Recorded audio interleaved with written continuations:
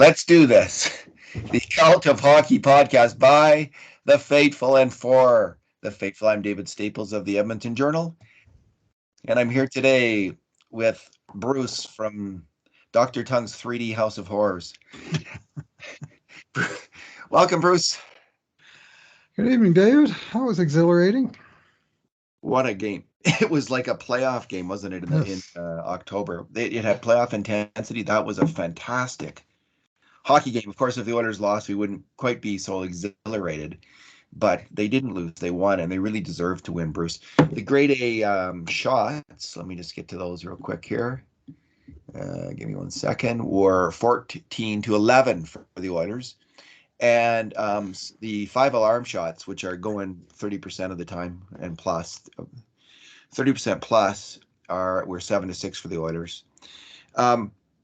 The Oilers really dominated early. The Blues came on, and then the Oilers came back. Is how that game went. Just a scintillating battle between two excellent hockey teams.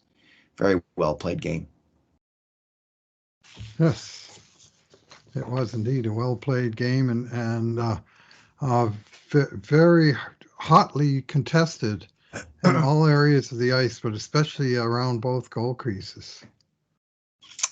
Yeah, lots of battling in that one.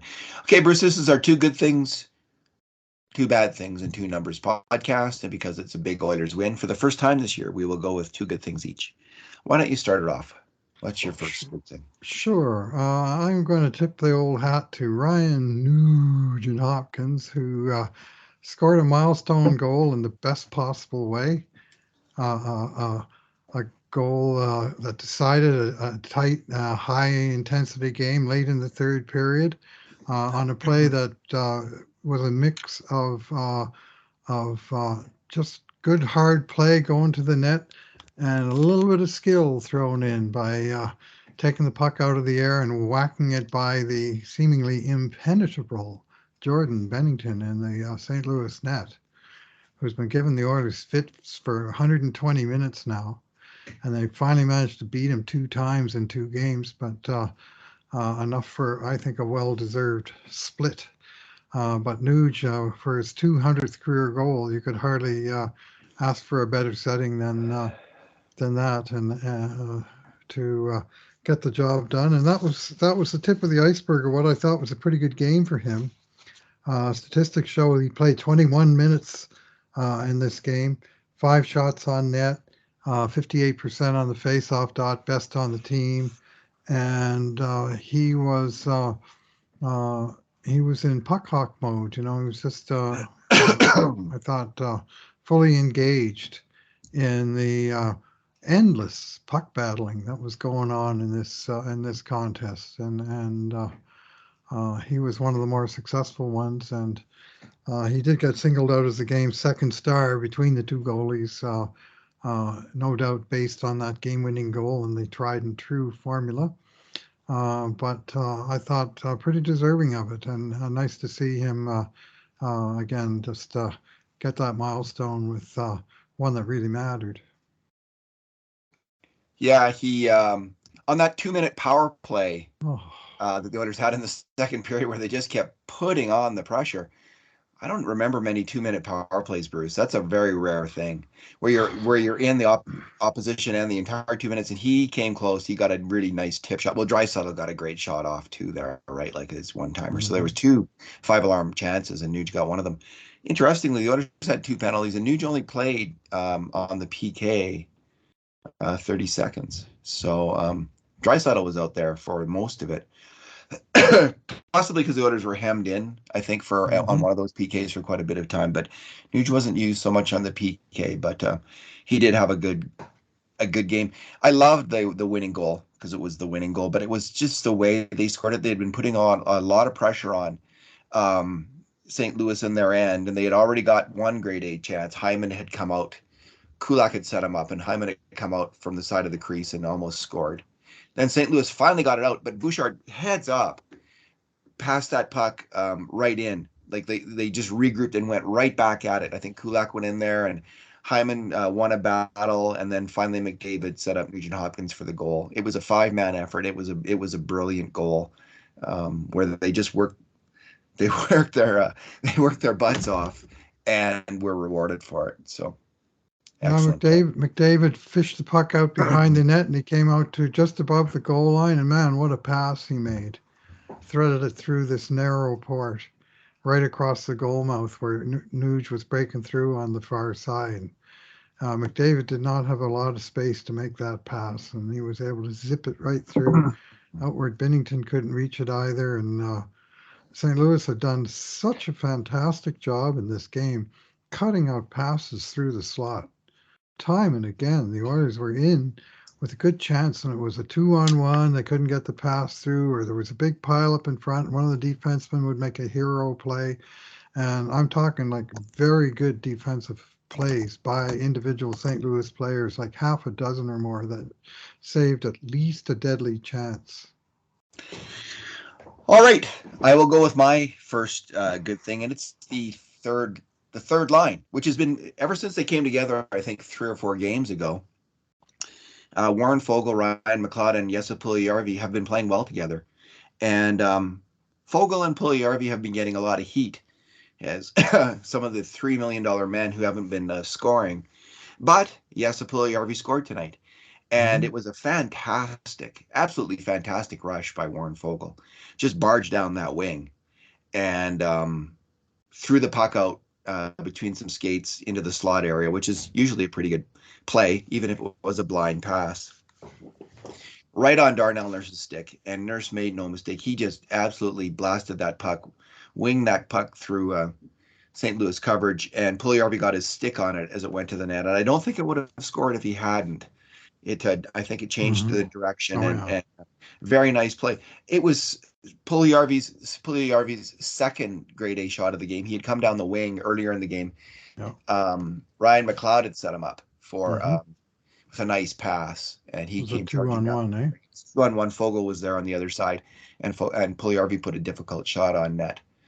Now, Ryan McLeod has just been playing exceptional hockey.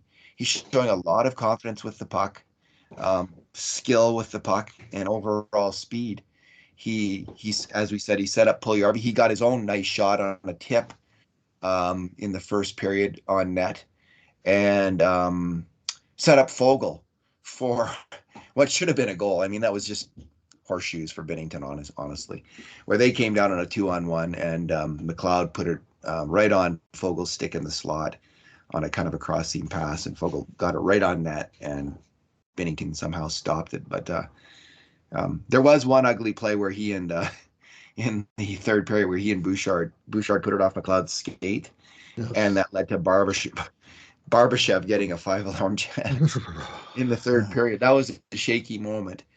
Those things happen. Those things happen in hockey. It's the puck is round, the ice is slippery, and all kinds of crazy stuff happens in hockey. Fogel's best game of the year, McLeod's best game of the year, Puljujärvi's best game of the year. That line was just really strong. I'm thinking, like, when am I going to give them all 8s or all 7s? I haven't decided yet, so we'll figure that one out in a little bit as I do the grading here. I was talking about that line on the radio today. My regular Wednesday spot on the Low Tide and Jameson show on TSN 1260, and I was saying I like the makeup of the line, that they have 2 big, strong, grinding wingers, and in between them, another big but speedy puck transporter in McLeod, and I'm not sure they're going to score a million goals, but they're going to spend a lot of time in the good end of the ice, because McLeod's going to get it there, and those 2 big guys are going to bang around on the forecheck and on the cycle and keep it in there. And that's kind of what happened on that goal. It was a kind of a rush play, but it was a play where Foegele made the play from behind the net, and Puljujärvi got the deflection from in front. But there was a few other plays where they were just playing good, strong hockey and not getting pushed around at all. And against St. Louis, it's pretty easy to get pushed around. And tonight the Oilers pushed back. Most of them did. They did. They learned their lesson, right? They just got stymied, thwarted, absolutely stomped, Hmm. dominated in that game on the weekend. And this was a real statement for the Edmonton Oilers to be able to come back in a game like this, Bruce, Hmm. and play the way they did. They were the team most of the game that was dominating. St. Louis got going, but the Oilers were the team that were the ones taking it to them when it counted at the start and at the end. And that's when they scored at the start and at the end.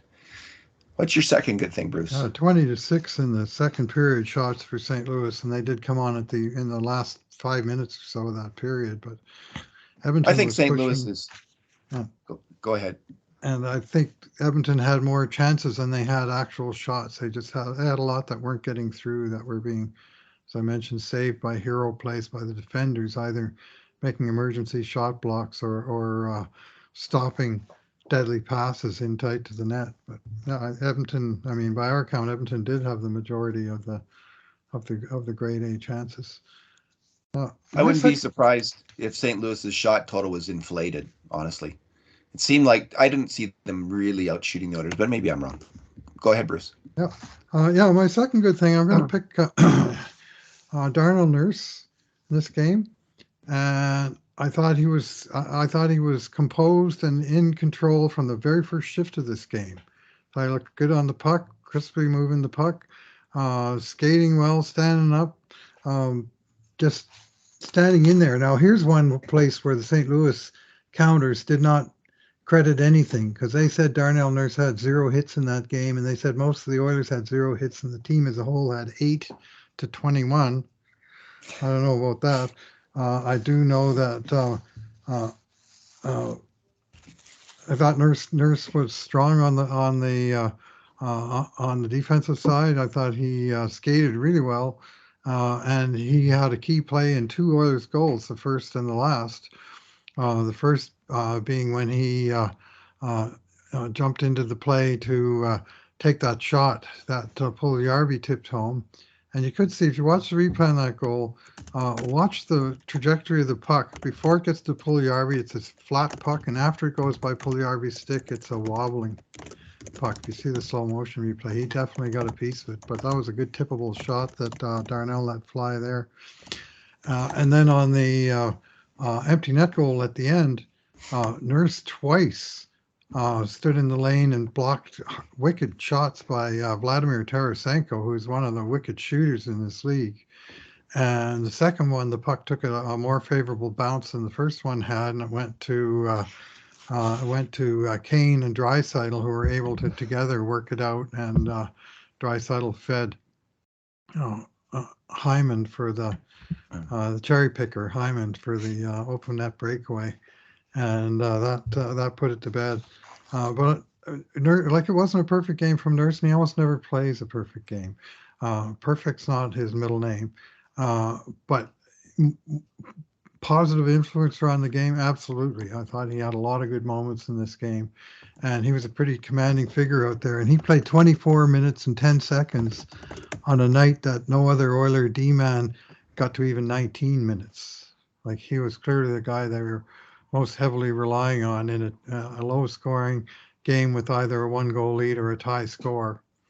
And I thought he played well. He did take a penalty in the third period, which the referees did not call many penalties in this game, but Darnell got his 2 minutes worth for that one, clearing the slot uh, with a heavy. I think they must have called cross-checking, did they? Anyway, Yeah, he cross-checked him all right. but at least yeah, well, he did. I mean, at least he got his 2 minutes worth, and it was a play where if he didn't take that guy out, there was a dangerous potential of how it might have gone down. Anyway, just overall, I just thought he looked strong, and right from the very first shift, and some just good smart plays. There was one shift where he made two passes in a row off the end boards, and then later in the same shift, he just made a quick play at his own blue line to intercept a puck coming in and immediately chip it back up the ice, and the Oilers got going on the counterattack, and a scoring chance ensued out of that one. Yeah, that moment when he took the cross-checking penalty, he had just lost the battle in the slot there, and there had already been a very dangerous St. Louis shot. And I was also there was the one other moment I didn't like his play was in the last minute there. St. Louis put the puck right through the crease. He was kind of playing high, Mhm. and Neighbors. I think Jack Michael called it a shot, but I don't think Neighbors got a stick on it. But it was a very dangerous moment, and I think Nurse should have been cutting out that pass. So there was a, as you say, he doesn't play a perfect game, but I agree with you, Bruce. He looked very composed most of the game, and was very strong. Um, he's just moving really well. He's really confident, Nice to see him and skate well again, isn't it? he's consistently bringing his A game. Now his A game isn't. He's not going to win the Norris Trophy, Darnell No, Nurse, probably not. but he is a real number one D man in the NHL. He plays constantly against tough competition, and he holds his own. So you are going to make mistakes against when you're playing, unless you're Chris Pronger, right? You are going to make mistakes against the very best players in the world.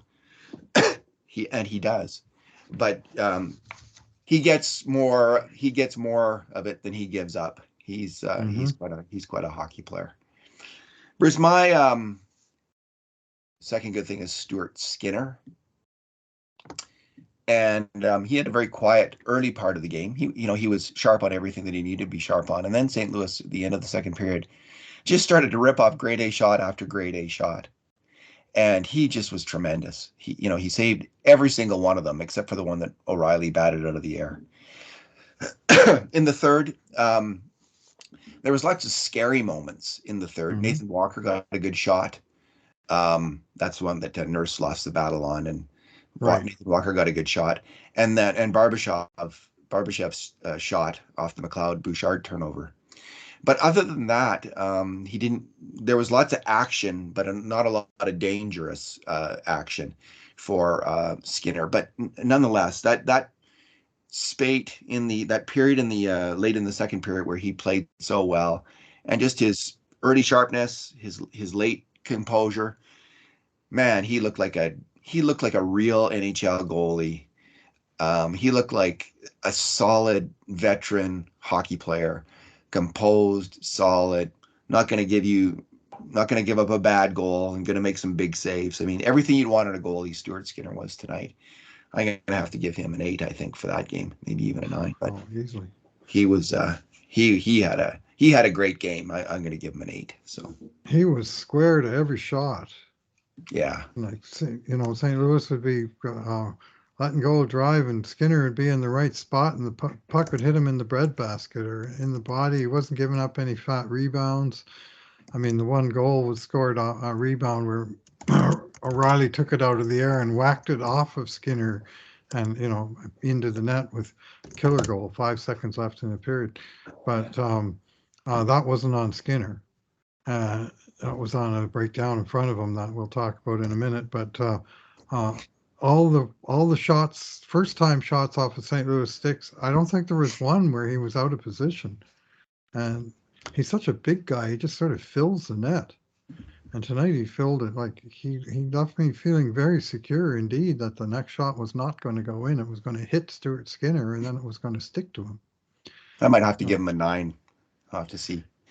yeah, well, 38 saves, one or 37 Yeah, saves, one goal, and just there because of was the a lot of pressure. It just wasn't 'cause of that, necessarily yeah. great shots all the time, but he made a lot of those shots look ordinary by just taking away the shooter's options. So Yeah. I was very impressed with Skinner's game. In fact, I would say he's played the two best games of Oilers goalies this year, and he's only played in 3 games. He played that 50-minute relief effort against Calgary.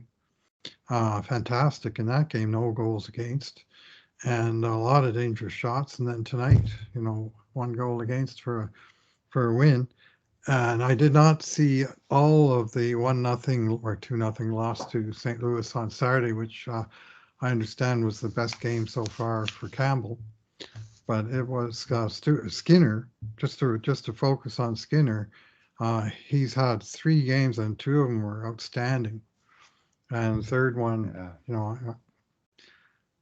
I don't know that he was the reason they lost to Buffalo. It wasn't their night, and it wasn't his either. Gives me a lot of confidence, right, having a goalie like that, Hmm. because if an injury happens, then you have him to carry the load, right? So, Hmm. all right, Bruce, what is your bad thing? Yeah, I got to single out Kyler Yamamoto. much as it pains me to do so. Uh, I just didn't see enough out of him tonight. I didn't see enough strength on the puck. I didn't see enough one puck battles, and there wasn't really much that he generated. Zero shots on net. Playing on a pretty good line. Uh, well, zero hits, whatever that means in this game.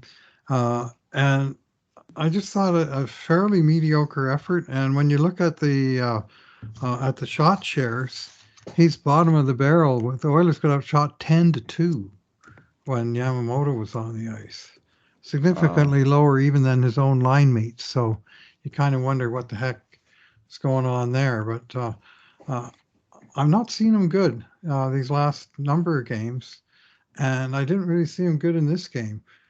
He did have a key play where he got away with what looked like a fairly obvious penalty in the neutral zone.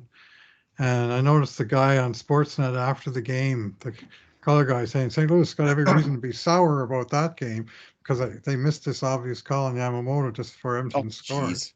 And I'm going, yeah, well, what about the obvious call they missed on Binnington punching Kane in the face, or the obvious call they missed when Draisaitl got cross-checked in the back during an Oilers power play that didn't get called, or the obvious penalty that got missed when Bertuzzo absolutely boarded Devon Short from behind into the boards, or the one where Draisaitl got hauled down in the offensive corner with like 2:10 to go in the third period. So if you're going to talk about missed calls, let's talk about all the missed calls. So there's a few of them.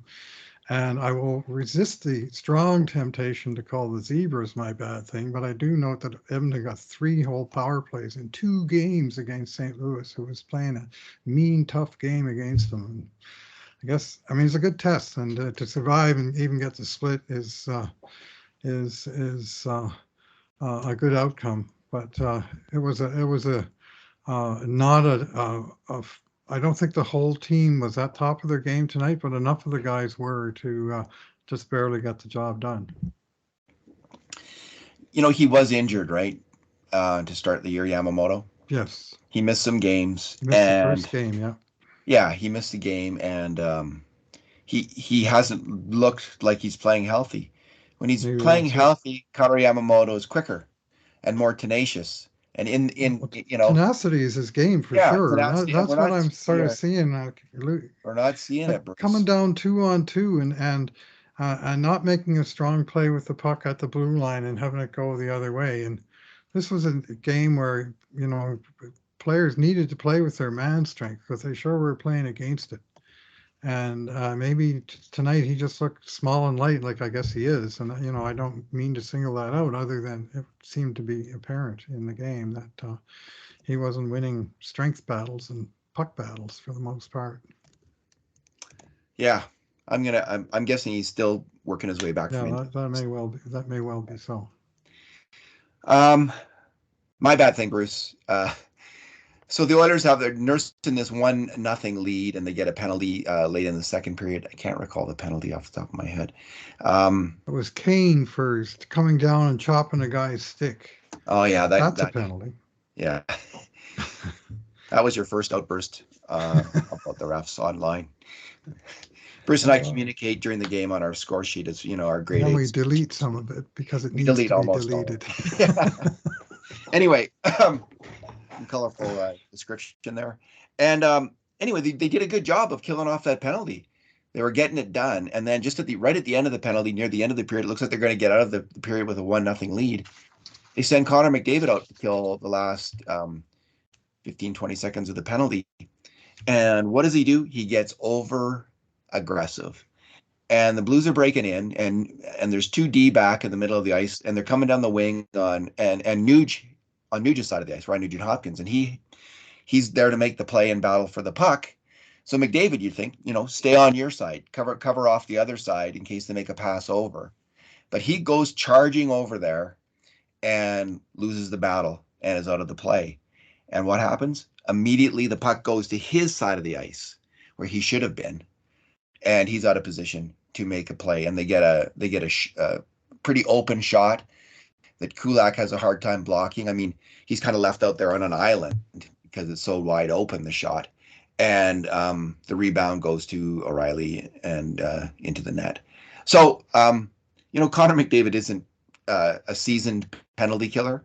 It's not his forte. I question why he was out there, honestly. So do I. At the end of a period, killing that penalty. But he also made the mistake through over enthusiasm, over aggression, which will happen, I think, to inexperienced penalty killers.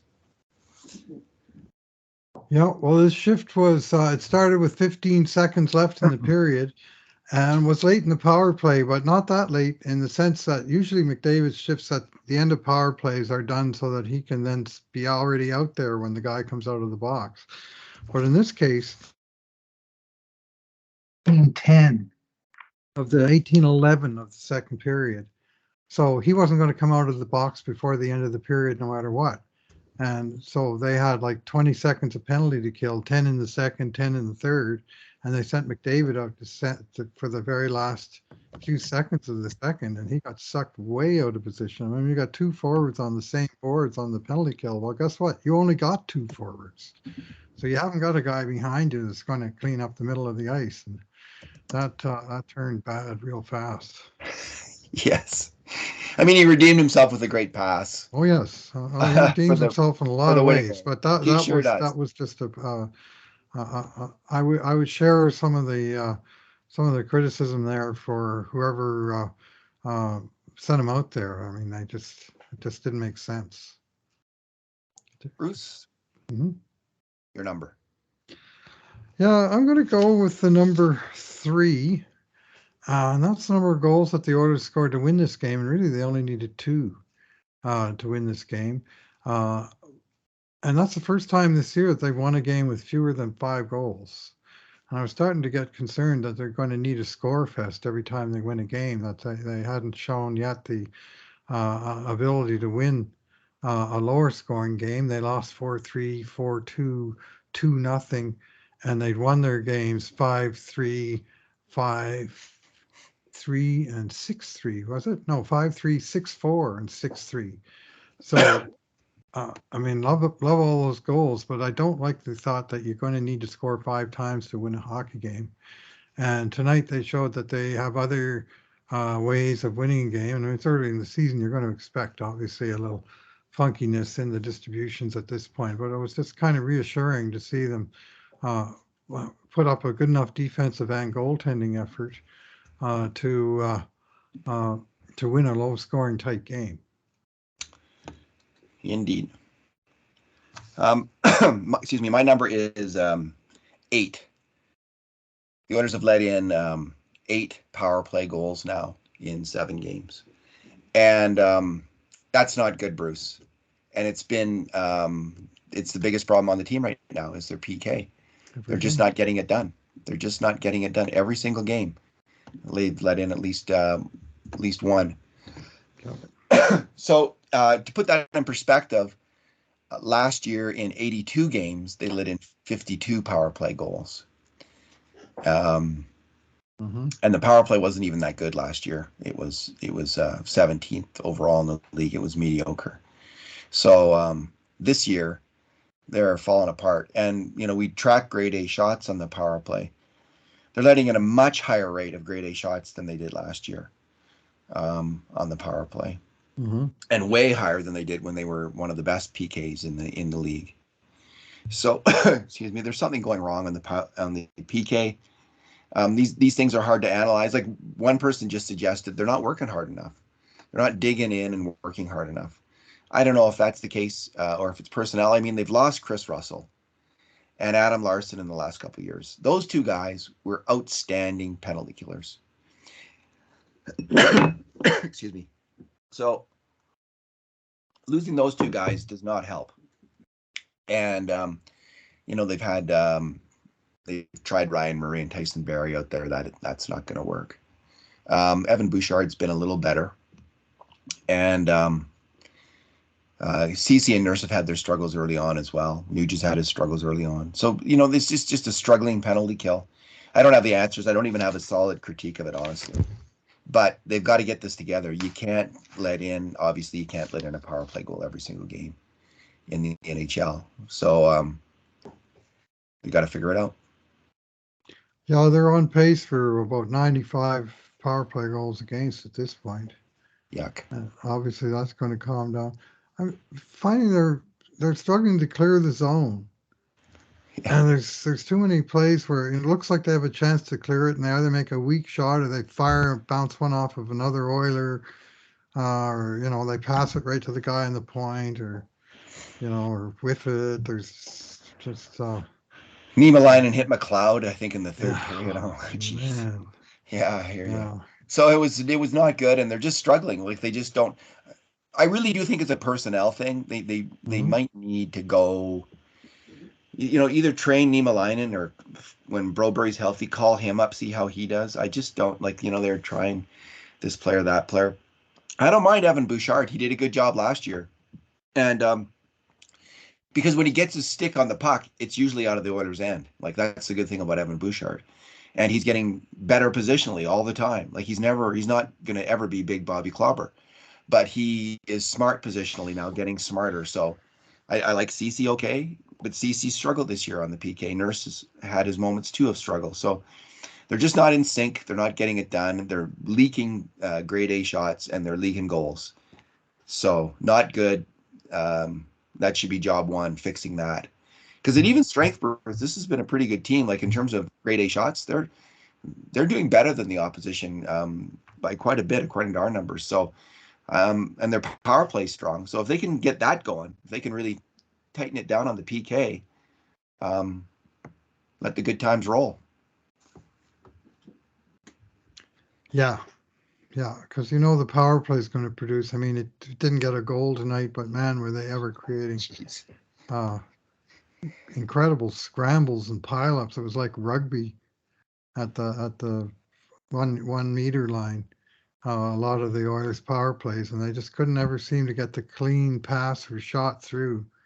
Got it into the net, but as the commentator said, all the goals tonight, at least the real goals against goalies, were scored out of midair. There was nothing real clean about the